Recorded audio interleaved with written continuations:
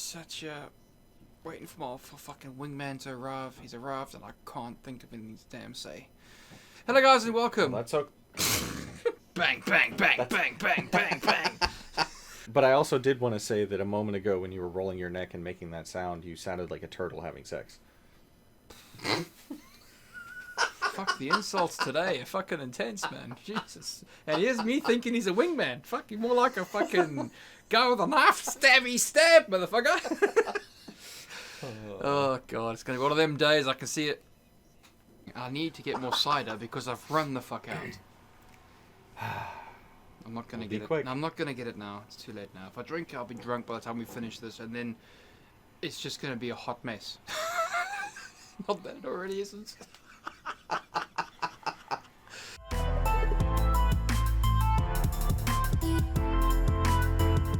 Right. Hello, guys, and welcome. Welcome back to upcoming games. Yes, guys, we're going to change the format up a bit.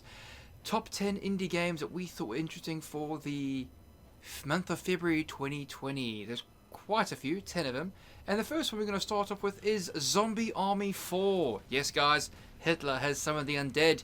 You killed Hitler, and he's summoning even more undead to the cause. This game reminds me of COD Zombies, and Sniper Elite 4 had a baby, and that baby was glorious. It is a very cool looking game, and you know, it came out on the 4th of February. Yes, we're recording this a little bit late, as always. Welcome to our lateness. And I forgot, in my rush, to introduce Draconis. Draconis, say hi. Who, me? Yes, you! I don't know, I just rushed straight into it, dude. It's like, come on, Zombies 4. Talk to us about Zombies 4, because that's cool, man. Cool, man. Talk about it.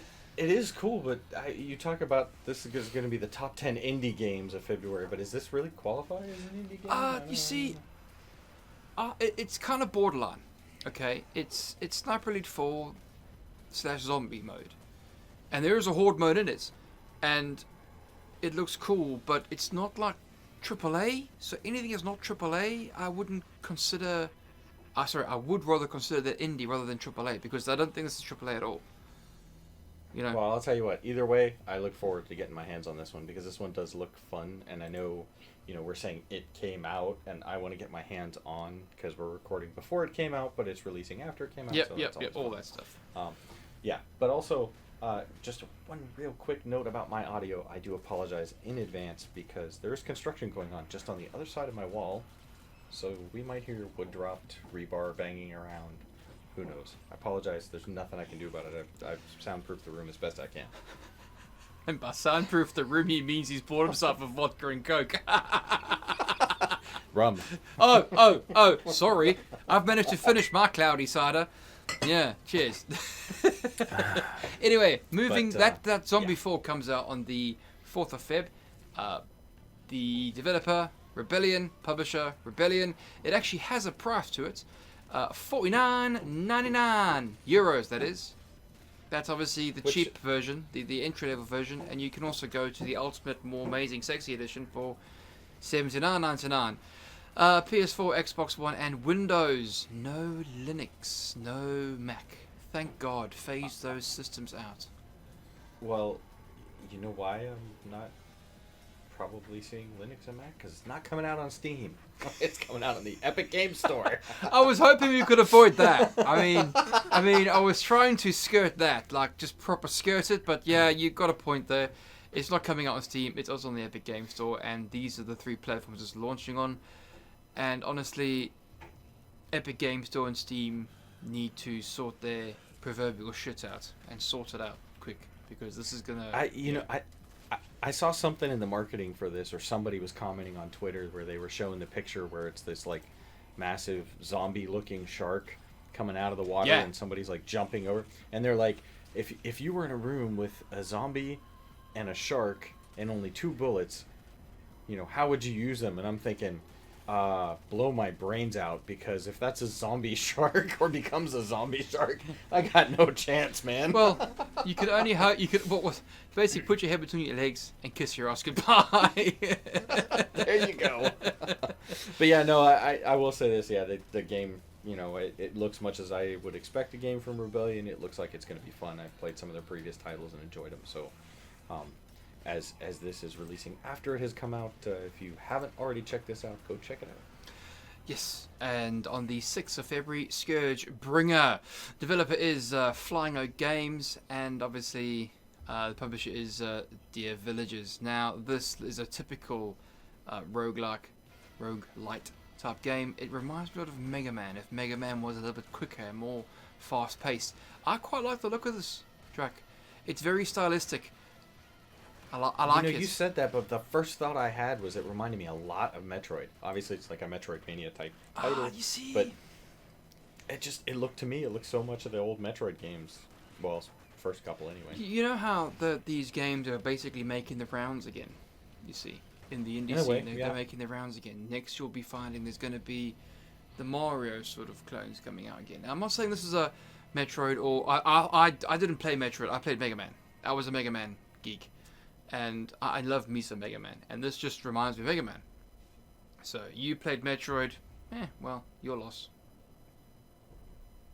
I played Metroid, and I played a little bit of Mega Man as well. I played all of them, I like Metroid better. No, this is quite quick. And it looks like you need to be quite quick on the fingers to get the bits and pieces all sorted. So, again, I'm only going by what the trailer says. And it looks like a lot of fun. So, if you guys are looking for a very, very quick, fast-paced game, looks like a lot of fun, ninja-based something, go get it. You guys will enjoy it. It does look like a lot of fun. Yeah, and I really dig the art style. Like, it's almost, I don't know exactly, in some ways some of the coloration is almost neon-like, but it's also muted a little bit. Yeah, I don't know. Yeah, I get the whole sort of cyberpunk, sort of ninja cyberpunk sort of, I'm going to say this, 2077 look, but you know it does remind me a lot of Mega Man, with that sort of look to it. But again, that's probably just me. There isn't a price for it just yet, so yeah. Because it is on Steam and they don't list their prices there. Another bugbear of yours, I'm sure. Early access as always, but yes, 6th of February is the release date. So this show will air on the 6th, so this will be out on the 6th. So. Again, we thought was interesting. Again, we liked the look of, and we liked the description of it as well. So it was pretty cool. Now, if you liked Scourgebringer's sort of play style and look and feel, you'll like Kunai. Kunai is pretty much a similar type of thing, roguelike and all that stuff. I quite like. This is the one that I quite like. Kunai. It's very stylistic. It's very muted colours, and the bits they want you to see is reds and the blues. And my favourite thing about this whole thing, I'm watching the trailers and seeing the bits and pieces, is Tabby, the ninja samurai dude with the sword, or the kunais, the jumping around the map, reminded me a lot of Worms and Worms Armageddon, with their sort of kunais. I just got those images where you see him fighting, and obviously it's a tablet, right? But with legs and arms and all that stuff. But you see his facial expressions change as well. So it goes, ooh, yeah, cool. And then he's slicing and dicing, a bit like Doom, the Doom guy. In the original Doom, his face would change when he's proper giving it the bang bang pew pew. So yes, the developers obviously Turtle Blaze, and the publisher is the Arcade Crew. So again, another game that looks like a lot of fun. It's out on the 6th of February. So these two games similar in playstyle, but very, very different. I do like this one. I do like this one. This one looks like a lot of fun. A lot of fun. The developers seem to have had a lot of fun. This is like, again, Mega Man, but with the fluidity of Mega Man 10. I know these references are silly, I know, but that just reminds me. That's Mega Man, bro. But my God, he's moving rapidly and smoothly, and it's all been polished very well, I think. So there we go. Well, and G mentioned something about a press kit with the kunai blade or something like that. Oh yeah, G, the man behind the show, has mentioned to us to mention about the press kit with a kunai blade. So they've been giving out massive knocks in the background. The kunai box with a box with kunai on it, and it's a press kit, right, with an actual kunai blade in it. That's pretty cool, man, to give out to the streamers and whatever before reviewing and whatever the game. That's pretty cool, I thought. Dedication to the cause. Yeah, I think that's both really cool and also, man, a little dangerous. Dude, seriously, if I got me some of that first thing I'd be doing is throwing it against the wall. It's a ninja! Yeah. I am a child like that, yes. I am a child like that. So on the 9th of February, Stoneshard. Yes, another Windows game coming out on Steam. Yes, developer is Inkstain Game. Publisher is Hype Train Digital. Yes. Drac, your thoughts on this? In some ways, this almost like it reminds me a little bit of some of the old Final Fantasy games back in Nintendo type days, but with updated graphics. Just the way that you move across the maps and you interact with things, but instead of going into a separate scene for combat, it's all happening on the screen there. Procedurally generated as well, these maps, so every playthrough is different. Yeah, so I mean, it looks cool though. If you dig indie games and you like RPGs like this, it's a roguelike. So there's some people like them, some people don't. I guess it depends. So I've played some roguelikes I cannot stand. It piss me off, and I've played some other ones that are actually kind of fun. But I don't know. Looking at this, it tugs a little bit at the nostalgia. I got the cutesy sort of Baldur's Gate feel to it. It got that sort of cute, okay, but obviously with the final, I say cutesy because it had that sort of early Final Fantasy sort of look to it, but it reminded me of Baldur's Gate. The whole sort of RPG sort of strategy. Okay, I'm not going to attack that because if I attack that, it'll kill me. So I'll attack these instead because I know I can kill those and I'll get experience and hopefully some meat and some this, that, and the other so I can actually go ahead and kill that later. That's what it reminded me of. So yeah, I quite like that. But I'm digging the way this looks, and this all really comes down to all of the games that we talk about all of the time really come down to the fact of whether or not it's your type of game. Yeah. So we try to bring attention to some of the indie titles, get you guys a chance to look at those if you hadn't heard of them before, and if this is the kind of game that you enjoy playing, then there's a good chance that this might be something. Yeah, this is a very good-looking game, and going by the description, and oddly enough, a lot of these games have fairly positive reviews, and the negative ones are just a bit daft. But yeah, there seems to be a lot to this one too. Yeah. I mean, they're touting over 100 different abilities and like more than 200 pieces of equipment to go chase and test out different combinations of class abilities and equipment and stuff like that. So they do say there's no hand holding to it though. So yeah, just like D&D. For a little bit of a challenge. No hand holding. So yeah, you can die. You know what though? That's a funny thing. Okay, side trick, I guess. But D&D, I'll tell you, I think a lot of DMs often are afraid to kill players. And I think a lot of times players are unwilling to consider retreat.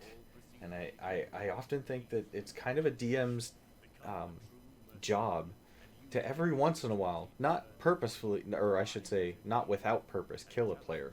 But remind players that it's okay to retreat and back off when they're overwhelmed, not to just keep going full tilt.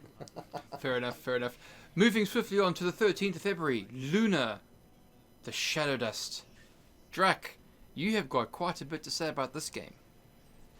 I mean, we had an opportunity to talk to one of the developers. Mm-hmm. Our interview for this will be releasing later this month, and it'll be timed right around the same time as the release of the game. And I am actually just starting my playthrough so that I can also do a review on it. But I don't know what it is about these games, because I'm famous in my tiny little circle of gamer friends that I play with on a regular basis for saying how much I don't like puzzles or dealing with puzzles. But games like this, I actually do.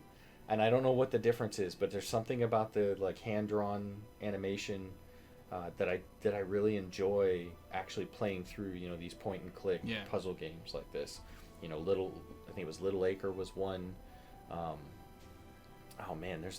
We've done a few of these now, but Luna is definitely one that I've been enjoying. And the sound, my biggest regret about the interview that we'll have coming out was that I hadn't had a chance to look at the game before we did the interview.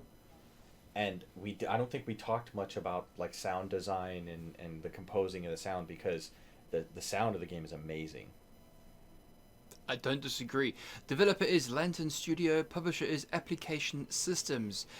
Windows, Mac, and Linux. Not on the console yet, but it will be coming out later on the year. Please, Betty, please put this on the PS5. Please, Betty, please. I ask you, please. So yes, it'll be €19, and let me tell you something worth every damn penny, because I played a little bit of this in EGX 2019 over in Tobacco Docks in London, and ever since I played it, I fell in love with it. For me, at EGX 2019, there were 3 games that I really, really enjoyed, and this was one of them. And this needs to be played more. This needs to be played. Yep, so if you like point-and-click adventure games, definitely check that one out. Right. The next one, 13th as well, of February, would be Necronator, The Dead Wrong. Now, this is quite sort of in-your-face, sort of, I want to say sort of Deadpoolish, the humor anyway. It's quite funny, as in they seem to be not self-gratifying, but they're self-aware of that they're indie developers and they don't know everything, and it's basically a deck building strategy game, and it's a lot of fun to watch and actually just watch the trailer and actually try it out. So yeah, developer is Togue Productions, with the publisher being Modern Wolf. So this will be a lot of fun to actually play as well if you guys are into this sort of thing. Yeah. Early access indie strategy card game, so it'll be a lot of fun to play. No comment, Jack? I don't have anything to add. I don't know what it is. I can't get into card games on the computer. I know that there's lots of folks who enjoy those types of games. I'm not one of them. I can't do it. I just can't stay focused on them. I get bored really quick and kind of annoyed. I'll play card games sitting at a table with friends.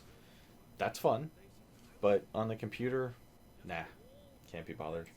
Right. I've tried. Right. Okay. Fair enough. Moving on. There's the another one coming out on the 20th of February. All right. Now, I can't pronounce this, right? Can you pronounce it? Conglomerate? Sorry, I've had too much cider today. So PS4, Xbox One. Oh, really? Is that the problem? Tell you what. PS4, Xbox One, Switch, and Windows. So they've acknowledged that Switch is a gaming console, unfortunately, and they're releasing it on that. No price as of yet. Developer is Runeheads. Publisher is Wansea Entertainment. These guys have helped us out in the past, and it's only fair that we mention their game because it looks kind of cool with knocking in the background. Thanks, Brack. I warned you. I know. From what it looks like to me, having never played it, it looks like a first-person sort of turn-based sort of game, which kind of reminds me a little bit about Knights of the Old Republic. Ah, yeah. Reminds me of that. But, yeah. I'm not too sure. Well, the cool thing about this, with the first-person perspective, in a way, this also, it kind of reminds me of, like, the old Eye of the Beholder games, but the camera is freed up. Oh, yes. So, like, you can actually, from what I was seeing in the videos, you can actually look around, whereas in Eye of the Beholder, the cameras were static. But other than that, you're like moving through, and when combat happens, stuff's in front of you, and then it goes to like the turn-based kind of thing is what it appears. Well, Conglomerate 451 is a grid-based dungeon-crawling first-person RPG with roguelike elements set in a cyberpunk world. That's their description. That is it. Simple, to the point, clean, and I can't fault them for that because that is exactly what's on offer. So yeah, that's a game that's coming out, and it does look like a lot of fun to actually get and play. So yes, let's give them a thumbs up because they've worked hard on that. And it does look really cool. No, honestly, jokes aside, it does look really, really cool. Okay, now how the hell do you pronounce that? So apparently we need to set up a Patreon so that we can get Bam to the elocution Derek lessons, Zoolander yeah. school. Yeah, no, the Derek Zoolander school for kids who can't read. Chris. Listen, I've had drinkings, okay? I'm having a good time, right? So I would say that this next one is pronounced Draugen. No. Yes. Yes. Yes. Okay. Yes, you're quite right. 21st of February, Draugen. Yeah, a Fjord Noir. What? Oh God. Carry on. Never mind me. I'm the host of the show for today, and I'm making a complete flummox of it. Carry on. You know what's hilarious about this? What? If my mom watches this episode, which she does from time to time, so thanks, Mom. She's going to be laughing her ass off at this because she knows that my writing, my spelling is atrocious. So the fact that I'm giving you pronunciation lessons should get a kick out. I believe it's called elocution, but never mind. I'm not gonna pronounce that right. A Fjord Noir. A Fjord Noir. Nor. Oh God. You know, G puts these in here Noir. because he knows I've been drinking. Fjord Noir. Noir, that's it. He knows I've been drinking. Okay, he knows I can't tongue twist words and stuff. It came out on PC last year, but it's coming out on PS4 and Xbox One. There's no price list to it, but the developer is Red Thread Games, and the publisher is EU. Whatever. Looks like a lot of fun to play. It does. I just wish I could pronounce it. I'm making a fuck up of this. I mustn't drink before a show. I really mustn't. I'm bad. I'm very bad. Sorry. I'm very sorry. Red developer. I'm really sorry. I just Red Thread Games. I really enjoy my drink, and I do enjoy the odd tipple. And I'm sorry I've made a complete arse of your game, pronouncing it and saying it. But it does look like a lot of fun, and I do want to play it. So, yes, let's move on before I make more words bad. But this game does look like it's going to be something interesting to kind of explore the story and the environment as well. So it's a very realistic looking environment. I can't say much about the story since I haven't played it, so I don't know about that yet. But it has been getting some good reviews, so it should be interesting to play through if you are into the noir type games. I'm so glad you can say that. I was going to say no ear. Oh God. I will say this though. Next up on the list is a game that everyone thought was an April Fool's joke, and I think that they should have waited till the 1st of April to actually release the game. But Conan Chop Chop from Funcom. They released a trailer for this.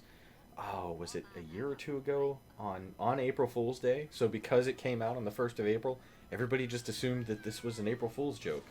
But it actually wasn't. It was a game in development, and it's now finally going to be coming out on the 25th of February. Conan Chop Chop looks like my kind of game. You can play with your friends whilst chopping people up. That's exactly what it drinking. is. And drinking. Mine's finished. Oh, and you have had more than one glass. I've had more than one glass. So sorry. I'm so sorry. I'm not really. PS4, Xbox One, Switch, Nintendo. There's no price tag associated with this. The developer is Mighty Kingdom. I like that name. And publisher is Funcom. This does look like a lot of fun, particularly when you watch the intro for it, and there's little gremlins or ghouls or goblins, whatever, just doing the usual thing, singing Christmas, and up rocks Conan and his cronies and just murders them. just straight up murders them. Proper cartoony. It looks like it's going to be a lot of fun if you play with your friends. You can play by yourself if you want, yeah, cool beans, but we all know nowadays you kind of want to hang with your mates online, chopping shit up. Yeah. Yeah, thumbs up from me. This looks like it'll be just kind of a goofy, fun game. Yeah, but that's the best part about it. Yeah. It's fun, and because it's 4 people, I'll be chopping wood whilst you be smashing out the kiln, and then G'll be picking the apples, and then we can all just make cider and drink and get drunk. That doesn't work for me. No, dude, fine. Then you can go hunt the pig for bacon. Eh? Okay, because at least then it feels like I'm actually progressing through the game. Fair enough. Fair enough. I have this weird thing. I always, when I play a game, I'm always trying to get to the objective. Objective. Which is beacon. Yeah. Yeah. So there you go. I've got an objective. All right. So no problems there. That does look like a lot of fun to play with your mates. On the 29th of February, Silicon Rising. VR Early Access, Windows only, no price point for this. Developer is K-U-K-R Game. Yep, I said that right. I'm not that drunk. And obviously they're publishing themselves. This does look like a VR Cyberpunk 2077. It does. I think you put this one on the list for me because I gotta say I'm looking at this. Yeah, it's going on the wish list, and I'm probably gonna pick it up and try it out. It's that good. This is where I think games need to be going into the VR sphere. They need to figure out a bit more pieces with the VR, but this is where it needs to go. I mean, I'm watching that trailer, I'm thinking, shit, this is Cyberpunk 2077, bro. It's got that sort of 80s sort of cyberpunk sort of vibe to it. And the bit that was a bit disjointed for me was obviously I'm watching it in 2D, where you can see the hands, but you can only see the hands. You don't see the arms, you see. Yeah, a lot of stuff in VR is still doing that. Yeah. Because it disassociates yourself with your arm, apparently, and then you see your hands, so you do that, but then your brain thinks your arm is here, but on the screen, your arm's somewhere else. So yeah. It still does a really good, like, from playing, what I've noticed, it still does really good with, it's like the spatial distance and stuff, where if I have the controller sitting on the desk while I'm doing something, and then I put the headset on, I can't see outside the headset, obviously, at that point, but I know exactly where the controllers are that look like hands at that point, and I can just reach down and grab them. And I'm not reaching past them. I'm not, grabbing air because I'm not reaching far enough. It does really good with that spatial distance. But yes, the game looks amazing. I cannot wait to get this and try this out because, there's so many things about this that I hope I will love anyway. That was the last game of our list track, and I thought I might add a treat for you because a lot of these games were sort of console orientated. Hint, hint, nudge, nudge.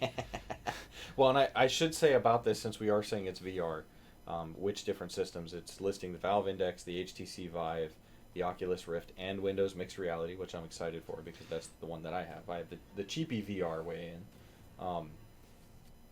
So... yeah, it looks like pretty much it's covering the gamut as far as VR systems go. It's again, like I said, VR and augmented reality is where gaming needs to be. Let's face it, we all want to be living in a world with Ready Player One. We just shove on a headset and you're there. We all want to be living in that kind of world. I know. No, you talk about Cyberpunk. I played tabletop Cyberpunk. Yep. I haven't played in years, but I loved that game. And I want to play like that. I just, plug a cord into the back of my head where there's some chip that's been surgically implanted, and that's all I need. I don't need the headset and the gauntlets or the gloves and all that stuff. Just plug the cable in, and I'm in the machine. I hope to see that before I die. To be fair, I'm actually going to go watch Ready Player One when we finish this, because I've just got the urge to watch it because I want to see the Ninja Turtles running across the battlefield. They also had Battletoads, dude, didn't they had every conceivable cartoon I ever watched when I was a kid. Yeah, it was crazy. Battletoads, Ninja Turtles. They even had Shredder and Splinter. They teamed up. Dude, they had everything. They had everything. Yeah, I've only seen it in the theater, so I couldn't pause it to sit there and try and analyze all the stuff that was in there. But yeah, there's quite a bit that I'm sure I missed when I saw it in the theater. It could have been a lot better. But damn, it was pretty good. I enjoyed it. I really enjoyed it. Anyway, guys, that is our top 10 list for February 2020 indie games. Yes, I'm drunk. And on that note, as always, we hope that you've gotten some information out of this and appreciated it. If so, please drop us a like, share, subscription if you aren't always following us. We do appreciate that. And thank you very much. I guess that's it, and we are out. Now, next time I won't drink before I do the show. Yes, I will.